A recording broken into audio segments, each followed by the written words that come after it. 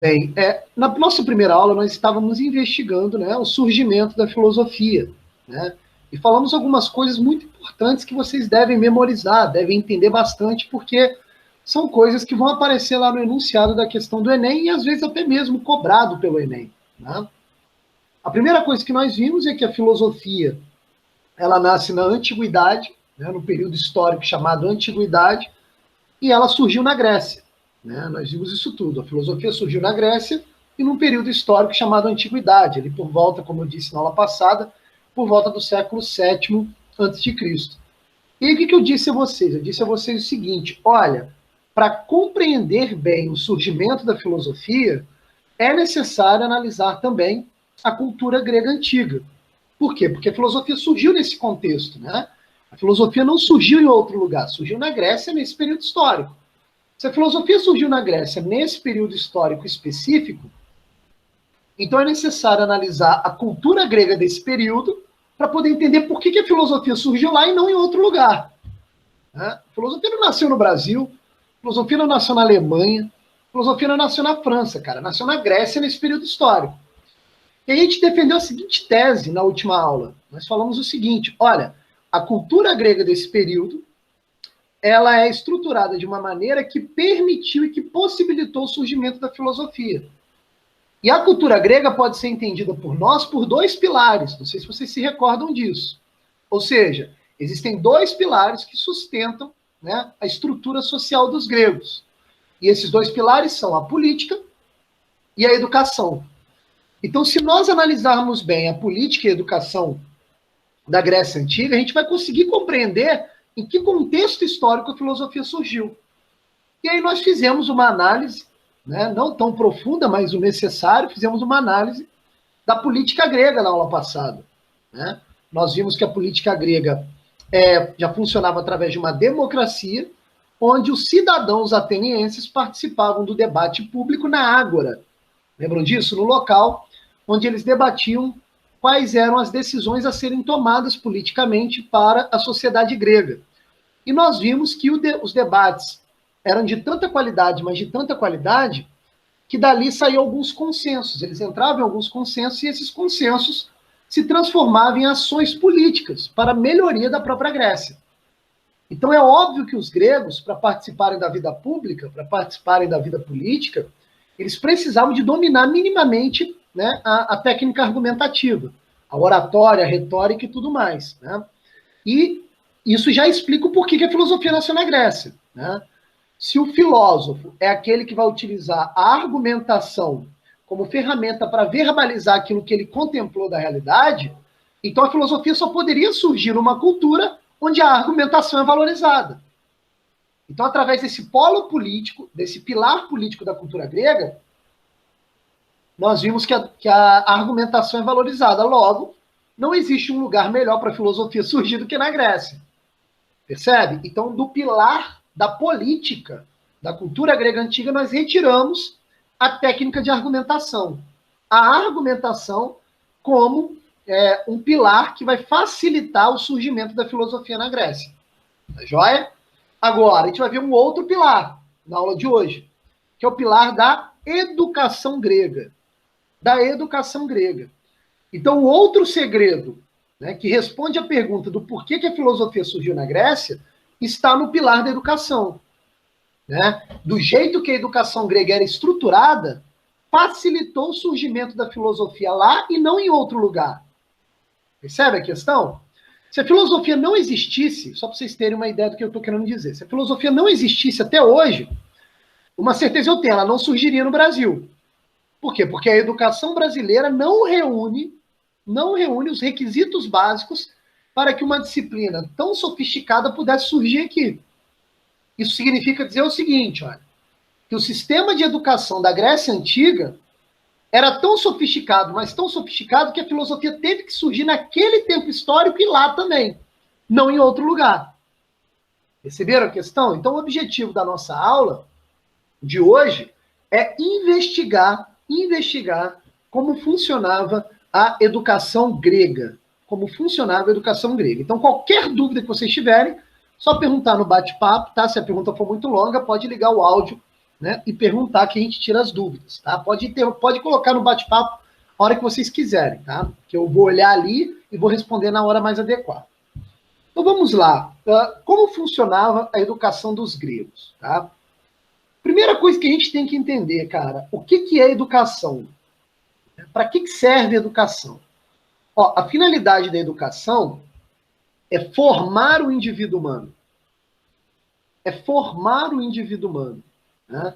E os gregos sabiam disso muito bem, mesmo porque foram eles que criaram a educação. Eles foram os primeiros, eles fizeram parte da primeira civilização que tinha um sistema de formação do indivíduo humano muito bem estabilizado. E o sistema educacional dos gregos antigos tinha um nome. Tinha um nome. Esse nome vocês vão ter de memorizar depois. Vai estar lá na folhinha que eu vou postar para vocês depois. O nome do sistema educacional dos gregos antigos era chamado de paideia. P-A-I-D-E-I-A. Paideia. Né? O que significa a palavra paideia? Paideia significa a formação do homem grego.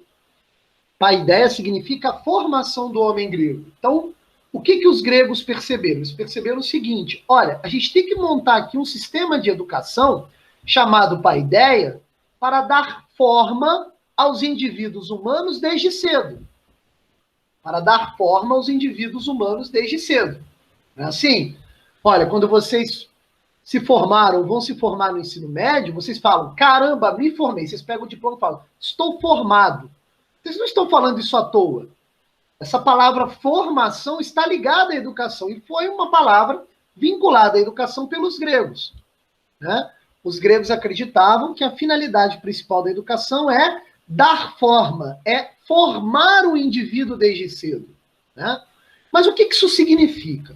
O que isso significa? Tem que prestar bastante atenção aqui, que isso aqui é muito importante. Os gregos, eles partiam do seguinte princípio.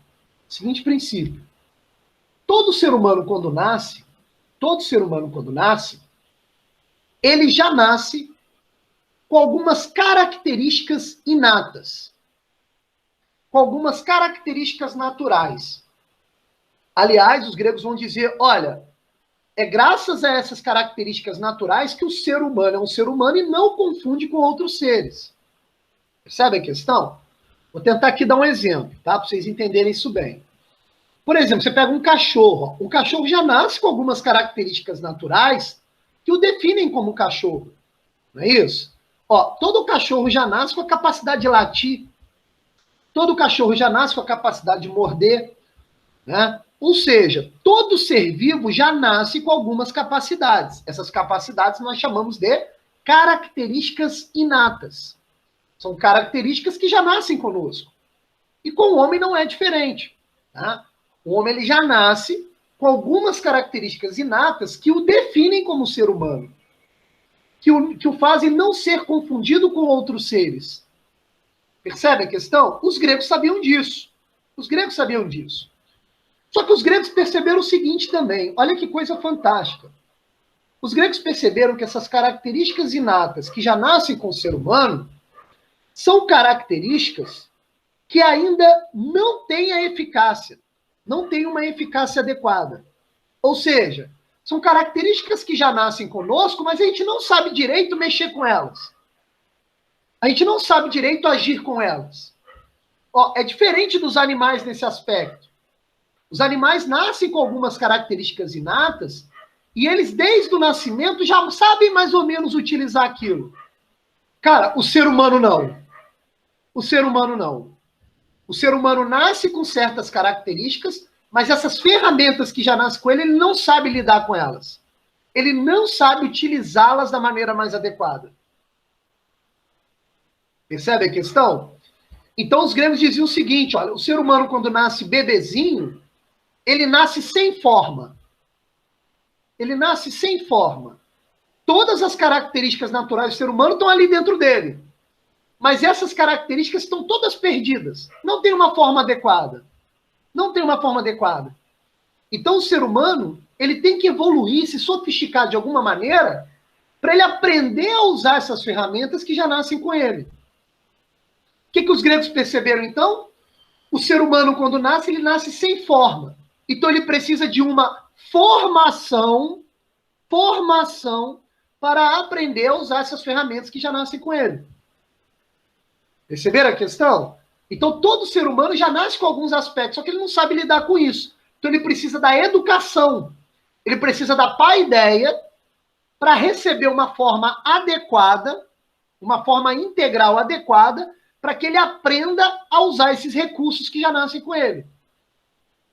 Se ligaram? Aliás, é essa a finalidade da educação, não é outra. Vocês não estão aqui nessa aula apenas para responder questões do Enem. Vocês estão aqui também para receber uma formação, para aprender a utilizar certas ferramentas que estão aí dentro de vocês da maneira mais adequada. Percebe a questão? Então, os gregos eles perceberam desde cedo o seguinte, olha, o ser humano, para ele se tornar cada vez mais humano, é necessário que ele receba a educação de alguém que já está formado. Que ele receba a educação de alguém que já sabe utilizar essas ferramentas que nascem com todos os homens. Os gregos vão chamar esse alguém de mestre. De mestre. Percebe a questão? Então, o que é um mestre para o grego?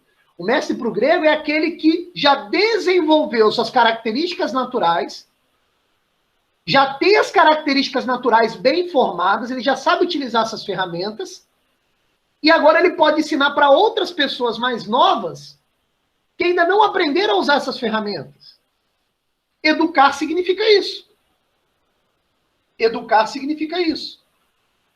Ó, a palavra educar vem do educare, que significa trazer para fora. O que isso significa?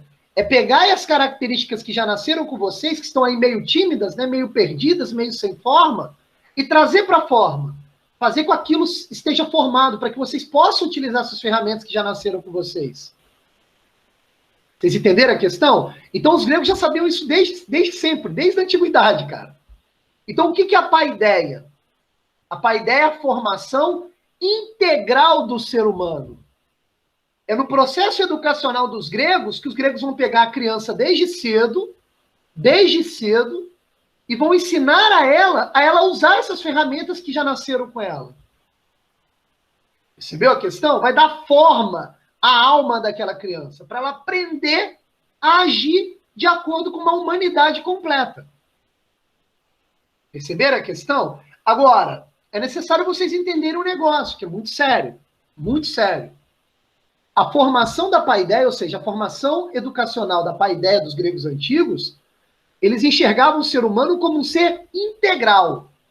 Integral. O que é um ser integral? É o ser humano por inteiro.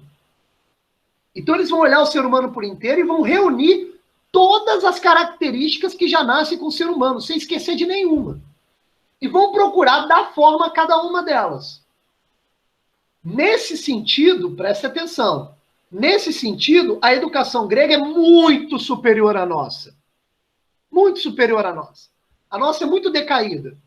Por quê? Porque a educação brasileira, por exemplo, é uma educação fragmentada, não integral. O que a educação brasileira faz, né? Infelizmente, ela não olha para o aluno, ela não olha para o ser humano de forma integral. Ela olha para o ser humano de forma fragmentada. Isso é um perigo. Isso é um perigo. Não é isso? Quer ver? Vou dar um exemplo para vocês entenderem isso melhor, tá? Eu trabalho numa escola que é técnica. Olha que interessante. E quando teve a palestra de boa-vinda aos alunos, de boas-vindas aos alunos que estavam chegando, lá pelas tantas da palestra, a pessoa que estava palestrando disse o seguinte, olha, a finalidade da educação aqui nessa escola é transformar vocês em técnicos. A finalidade da educação nessa escola é transformar vocês em técnicos. Opa, pera lá. A escola técnica está fazendo a função dela de ser técnica, beleza, mas olha só. A única característica que existe na gente é a característica pro trabalho?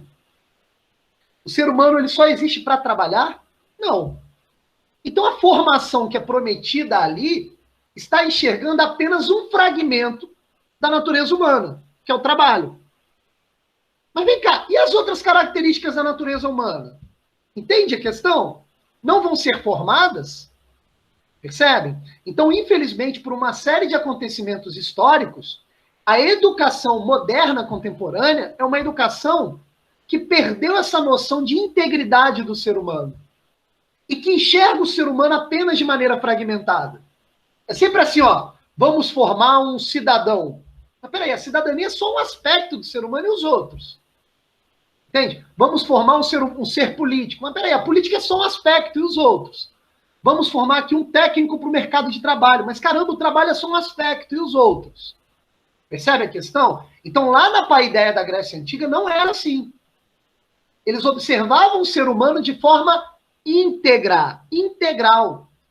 Todas as características da natureza humana deveriam receber forma durante o processo educativo, durante o processo educacional.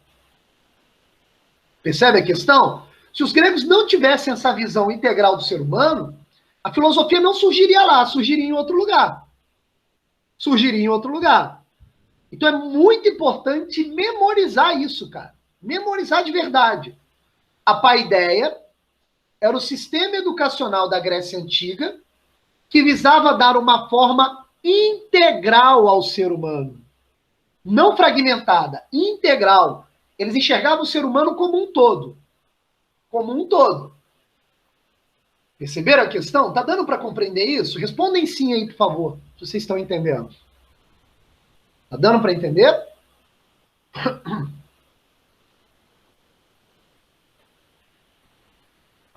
Tá joia. Obrigado, Duda. Obrigado, Juliana. Vamos lá, então. Valeu, Bruno. Beleza. Então, a finalidade da paideia era dar uma formação integral do ser humano. Né? Ora, se é para dar uma formação integral do ser humano, então a gente vai ter que recolher aqui todas as características da natureza humana. Ou seja, todas as características que já nascem com o ser humano e que o ser humano vai ter de aprender durante o processo da educação a usá-los, a utilizá-los. Percebe? E aí, obviamente, não vai dar para a gente, em uma aula, falar de todas as características da natureza humana. No entanto, eu vou dar aqui destaque a 4 características da natureza humana que os gregos procuravam dar forma, de forma excelentíssima, né, a essas características. Então, vou repetir, ó.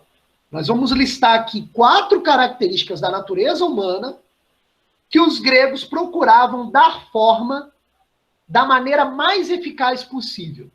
Né? Vale lembrar o seguinte, para que os gregos estão fazendo isso? Por que os gregos estão preocupados em dar forma às características da natureza humana? Simples. Eles perceberam o seguinte, é da educação que vai surgir o alimento da política. Porque os cidadãos que vão se tornar adultos para debater na ágora, eles devem receber uma boa formação na paideia. Percebe? Então, essas 4 características que eu vou listar, elas são as principais, e nós não vamos listar as outras, porque são essas 4, que têm relação com o surgimento da filosofia. A filosofia só surgiu na Grécia porque essas 4 características que eu vou enumerar agora, elas são necessárias para o exercício filosófico. Perceberam a questão? Então, vamos lá. Primeira característica da natureza humana. O ser humano tem um corpo. O ser humano tem um corpo. Né? Vocês estão olhando aí minha imagem falando. Ó. Essa imagem é a imagem do meu corpo. Tá vendo? Tem uma testa, cabeça, cabelo, né? Olho, olhar, orelha, boca, barba. Não é isso? Ó, meus braços. Isso tudo faz parte do meu corpo. O ser humano tem um corpo. Tem um corpo. No entanto, um aluno poderia dizer o seguinte, uma pessoa, isso daí não adianta muito, porque, porra, todos os seres têm corpo. Todos os seres, na realidade material, têm corpo. Então, o que o homem tem de especial no seu corpo que não tem nos outros? Simples. Olha que coisa fantástica. O homem, se você observar bem, o homem, ele tem um corpo próprio. Você olha para o corpo do homem e já identifica o homem por conta daquele corpo. Então, o que os gregos perceberam? Os gregos perceberam que esse corpo humano, ele pode receber a forma adequada. Ele pode receber a forma adequada. E se ele receber a forma adequada, esse ser humano vai ser mais humano.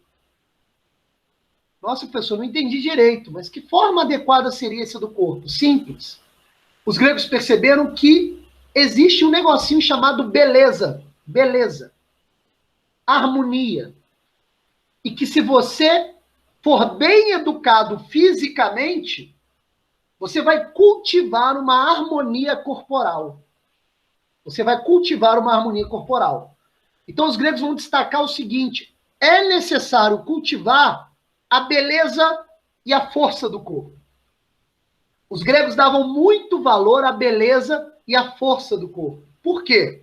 Eles acreditavam que quando o corpo está saudável, quando o corpo está são, a inteligência flui melhor.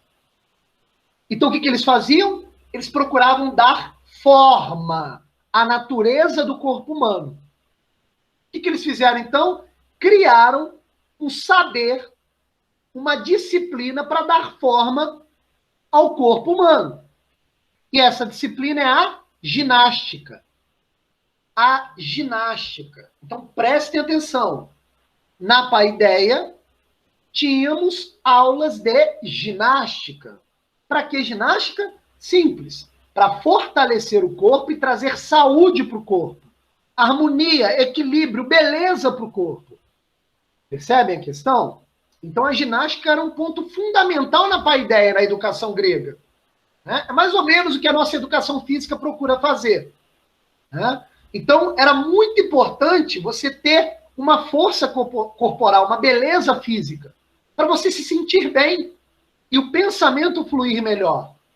Olha que coisa interessante. É tão verdadeiro isso que os gregos foram os criadores dos Jogos Olímpicos.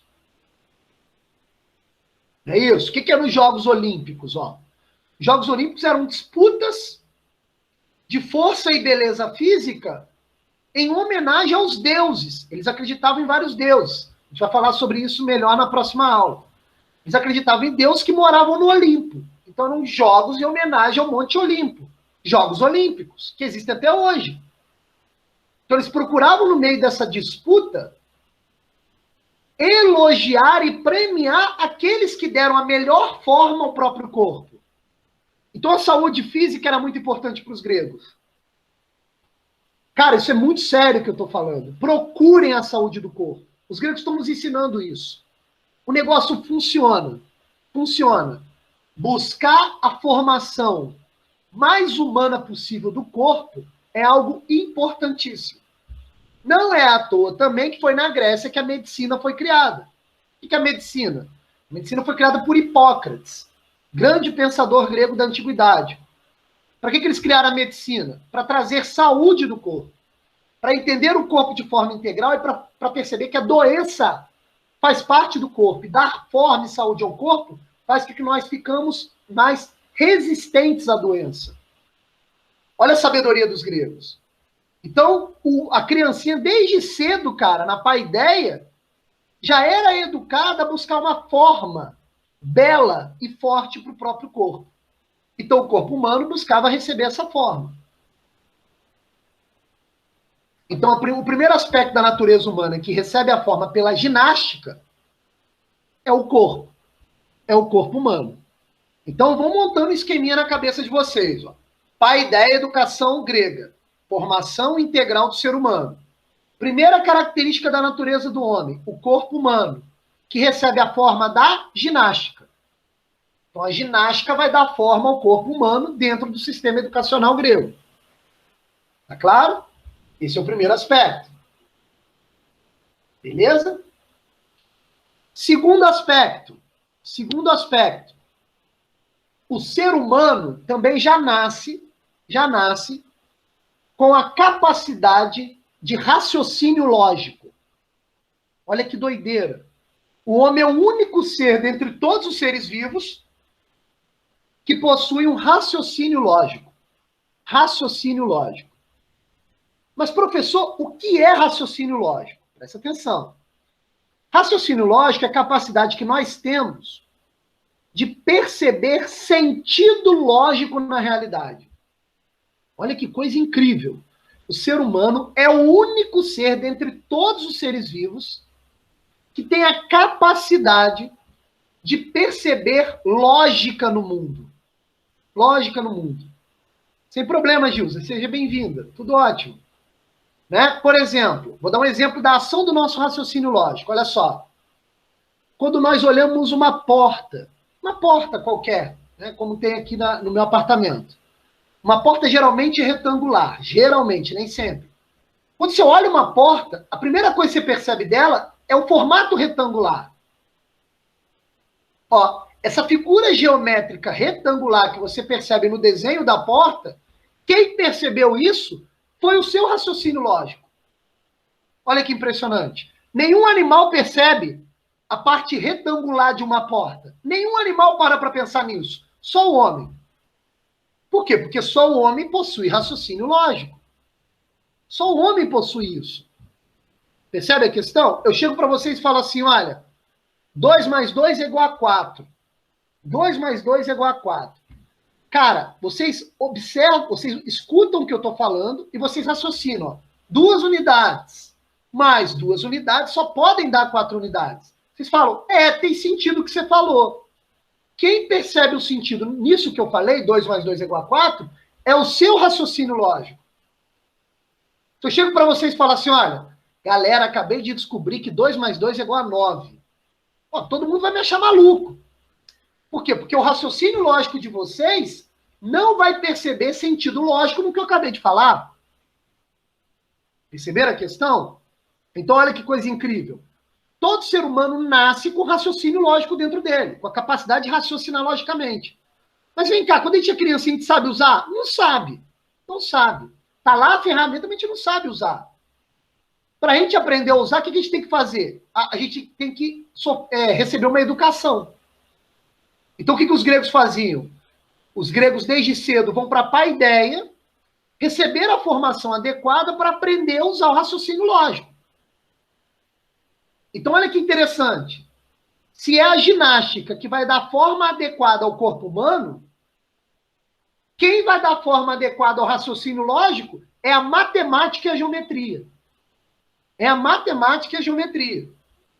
Os gregos aprenderam a matemática e a geometria com os egípcios e usaram, falou, pô, isso é uma sabedoria, incrível. Se eu aprender bem matemática e bem geometria, cara, eu vou aprender melhor a usar raciocínio lógico. Então, pelo amor de Deus, isso aqui é sério que eu vou dizer. Não caem nessa babaquice de falar, para que eu tenho que estudar matemática? Não serve para nada. Não façam isso, meus filhos. Vocês não têm ideia da importância da matemática e da geometria. Sem matemática e sem geometria, vocês vão ser menos humanos. É sério. Vocês não vão saber utilizar o raciocínio lógico. Vocês não vão perceber lógica nas coisas. E aí, sabe o que vai acontecer? Vai vir alguém mais esperto e vai usar um argumento sem lógica para te convencer e você vai cair. Por quê? Porque seu raciocínio lógico não tem forma. Está desinformado. Está sem forma. Então é por isso que é importante ter aula com o Paulo Felipe, por exemplo, em matemática. Cara, sem matemática, o seu raciocínio lógico não ganha forma. E os gregos já sabem disso desde a antiguidade, cara. Desde a antiguidade. Eles não eram bobos. Eram muito espertos. Entendeu? Cara, matemática e geometria são disciplinas vitais para dar forma ao raciocínio lógico de vocês. Ó, é tão importante que alguns séculos mais tarde, Platão, grande filósofo que nós vamos estudar aqui esse ano, Platão criou a sua própria academia, a sua própria escola e colocou na porta assim, olha, para aprender filosofia é necessário antes entender matemática. Para os gregos, matemática era pré-requisito para tudo. Então não adianta falar, eu sou de humanas, não quero fazer cálculo. Olha, filho, você está se enganando, isso é auto-engano. Não faça isso. Até para humanas você precisa matemática e geometria. Os gregos sabiam disso. Lembre-se, a gente tem que ter uma formação integral como ser humano. Senão a nossa formação vai ser falha. Se eu aprender apenas da forma algumas coisinhas e a outras não, eu vou ser um ser humano incompleto, um ser humano vazio. Entenderam? Então vamos lá. Repetir o nosso esqueminha.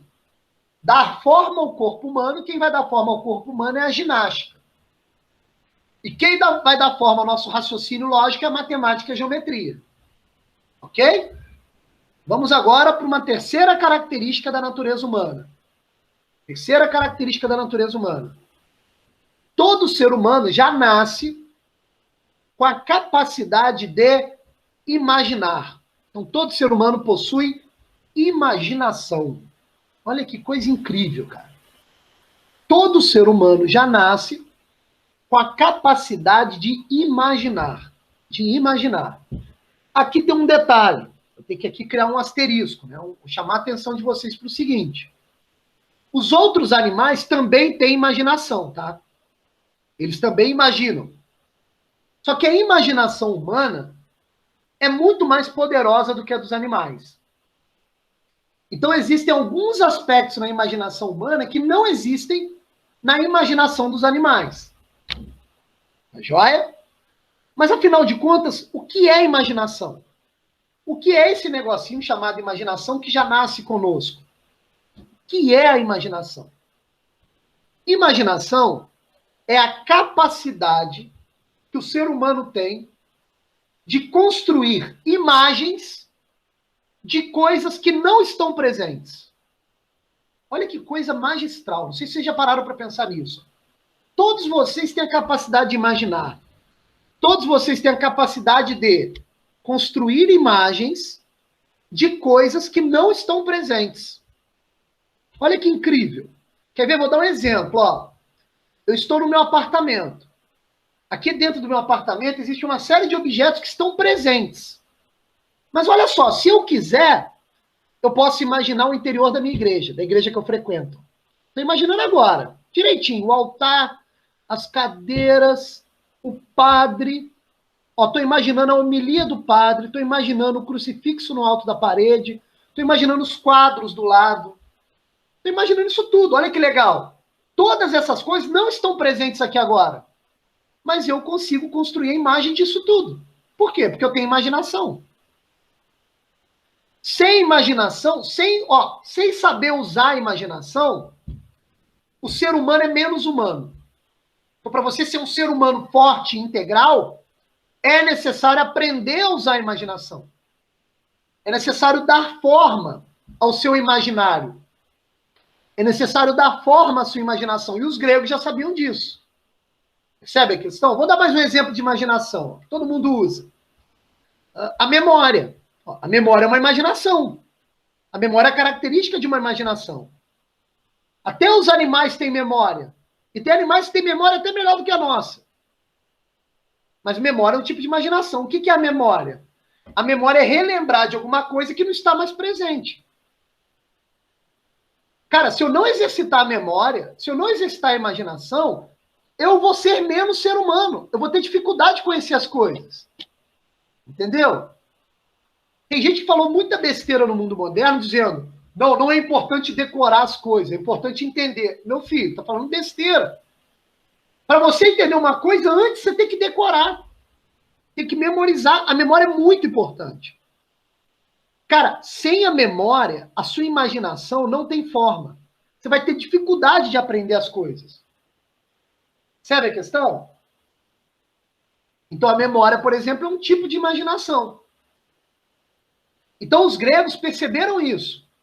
Eles falaram, caramba, a gente tem que ter aqui uma sabedoria também, uma técnica para dar forma à imaginação das crianças. E aí, o que os gregos usavam? As artes. As artes. A arte é um saber importantíssimo.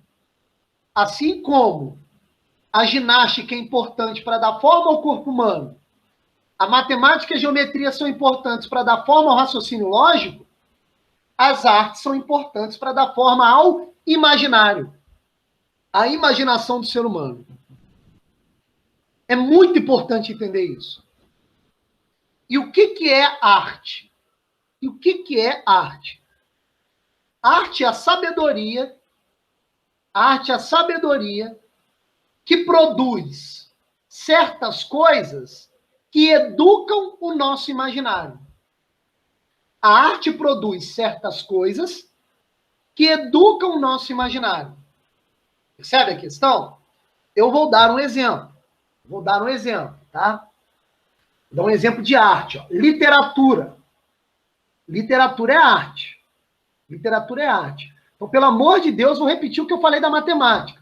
Ah, eu odeio literatura. Ô, meu filho, você está pagando de imbecil aí.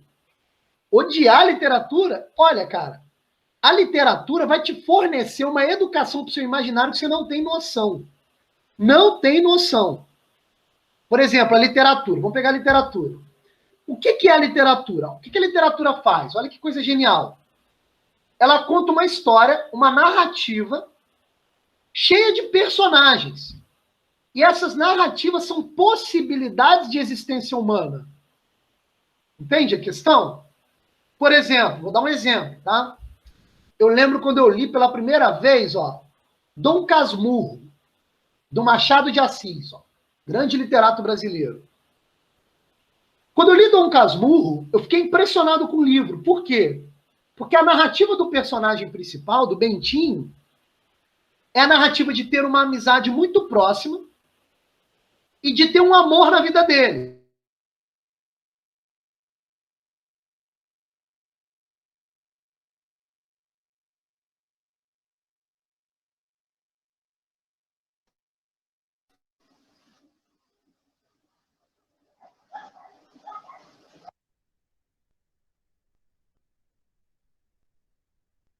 O livro inteiro. Nossa, professor, o livro só trata isso? Olha, trata isso, fundamentalmente é isso só. Mas esse só aí é muito complexo, sabe por quê? Porque olha que interessante. Na minha vida real, na vida real do Roberto Varela, pode ser que eu passe por uma experiência parecida com a do personagem principal. E é aí que vem a magia da literatura. Olha que interessante. Se você leu com atenção o Dom Casmurro de Machado de Assis, quando a mesma situação acontecer na sua vida, você vai saber lidar melhor com a situação. Por quê? Porque o seu imaginário vai estar mais educado para aquela situação. Olha o poder da literatura. Percebe a questão? E eu não estou falando literatura qualquer, não. Estou falando boa literatura. O que é uma boa literatura? Uma boa literatura é aquela que narra experiências possíveis do ser humano. Que mostra pra gente o que é o medo, o que é o amor, o que é a paixão, o que é a raiva, o que é a vingança, o que é a ira. Todas essas coisas que acontecem na nossa vida real. Tudo isso está na literatura.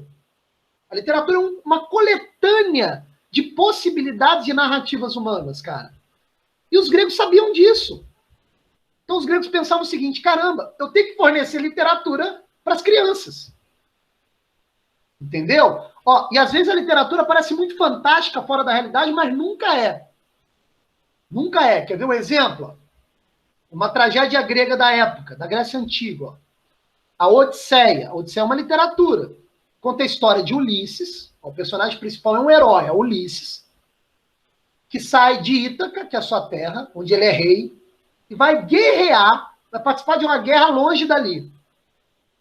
Aí ele participa da guerra, ganha a guerra, vence a guerra. Aí ele bate no peito e fala assim, ó, eu sou fodão, ganhei a guerra, eu sou foda. E digo mais, ó, Ulisses continua, e digo mais. Os deuses não são nada sem a minha presença, sem a presença dos homens. Ele vai desafiar os deuses, muito doido. Aí os deuses olham para Ulisses e pensam o seguinte, ah, mané, esqueceu que ele tem que voltar para a terra natal dele. Então o caminho de volta para Ítaca, que é a terra natal dele, é a Odisseia. É a Odisseia. Aí o que os deuses fazem? Vão colocando um monte de obstáculos no caminho de volta para testar o heroísmo de Ulisses. Então, meu filho, se você quiser ter uma vida heróica e honrada, você vai ter que ler a Odisseia. Você vai ter que exercitar a sua imaginação para se preparar para ser alguém honrado e heróico. Percebe a importância da literatura? A literatura é só um tipo de arte. Tem vários outros. Vários outros. Quando você vê um filme, um bom filme, o que um bom filme faz? Te mostra uma experiência possível do ser humano. Não é isso? Quer ver outro exemplo? Exemplo que os alunos geralmente têm mais contato. Com a música. Ó, a música alimenta o imaginário. A música alimenta o imaginário. Agora, cuidado. Cuidado. Existe a boa arte e a péssima arte. Ó. A boa arte educa e dá forma ao imaginário. A péssima arte bagunça o imaginário. Então, se a arte for ruim, ela, ao invés de educar o imaginário, ela vai deseducar o imaginário. Vai bagunçar ainda mais sua imaginação. Aí não é bom. Aí não é bom. Entende a questão? Eu vou dar um exemplo, tá? Não enxerguem isso como juízo de valor. Nossa, o professor Varela é bem preconceituoso. Não é nada disso. É só como exemplo, só para vocês entenderem a lógica dos gregos, tá? Vamos comparar aqui dois tipos de música, olha. Dois tipos de música. Vamos pegar o funk proibidão carioca. Funk proibidão carioca. E vamos pegar uma música erudita. Aquela música instrumental, que as pessoas às vezes chamam de música clássica, tá? Que é chato pra caramba de escutar no começo, né? Até você educar com aquilo, você demora. Olha que loucura. O funk proibidão, se você pegar o funk proibidão carioca, quando você escuta o funk proibidão, ó, duas coisas acontecem de cara. Primeira coisa, você começa a balançar o seu corpo no ritmo da música, e o balanço do corpo sempre tem uma conotação sexual. Podem perceber. Sempre tem uma conotação sexual. Só que olha só, sexo, até os animais fazem, cara. Ouvir funk proibidão para dançar numa conotação sexual, honestamente, não vai te tornar mais humano. Não vai te tornar mais humano. E pior, vai desinformar e deseducar seu imaginário, fazendo com que você comece a dar valor a coisas mais voltadas para o sexo do que coisas para o intelecto. Só que como o ser humano é um ser intelectual e não só sexual, talvez o funk proibidão carioca não ajude a dar forma ao seu imaginário, mas ajude a deseducá-lo. Agora, música erudita, cara, é chato no começo. Você escuta aquilo e fala, porra, que chato, que chato. Mas se você começar a se educar, daqui a pouco aquilo começa a te puxar para o alto. Daqui a pouco seu imaginário começa a ficar disciplinado, você começa a pensar sobre questões humanas, sobre o bem, sobre a verdade, sobre a sabedoria. E os gregos sabiam disso. Os gregos davam muita importância para a música. Porque eles entendiam que a música também educava o imaginário. Perceberam a questão? Então, olha só para a gente não perder o fio da meada. Né? Forma do corpo humano. Quem dá? Ginástica. Forma do raciocínio lógico. Quem dá? A matemática e a geometria. Forma da imaginação, do imaginário. Quem dá vão ser as artes.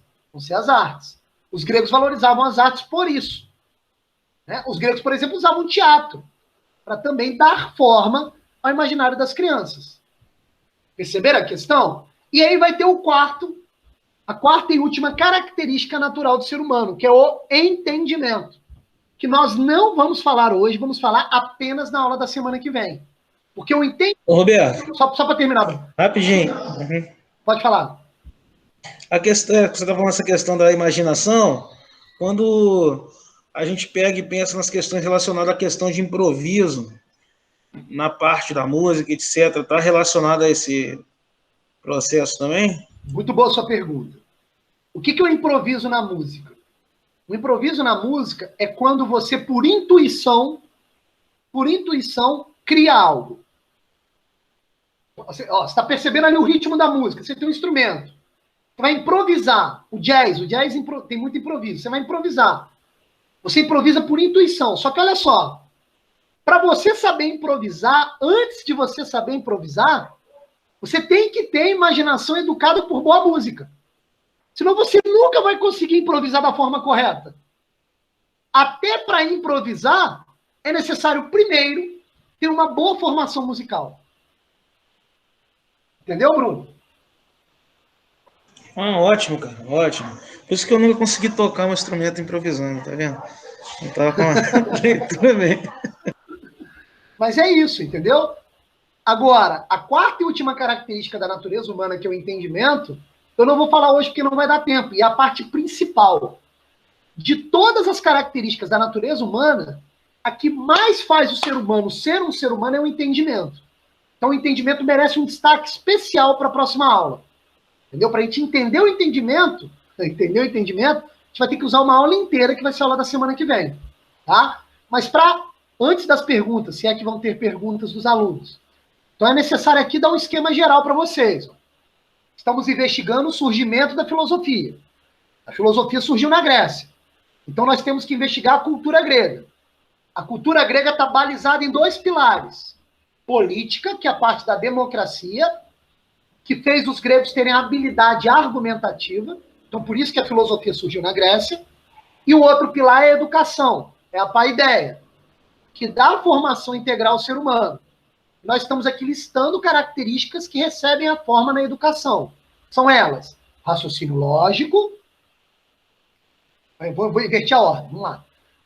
O corpo humano, o raciocínio lógico, a imaginação e o entendimento.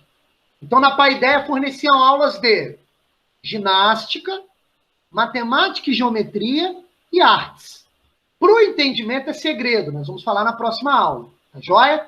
Percebam, então, que a filosofia tinha que nascer na Grécia mesmo. Olha que cultura formidável e sofisticada. Perceberam a questão? Então, diante disso, bateu o nosso horário. Eu gostaria de saber o seguinte para vocês. Podem ser por áudio, igual o Bruno fez, ou escrevendo ali. Alguém tem alguma dúvida? Por favor, só colocar e só perguntar. A hora é agora. Tá joia?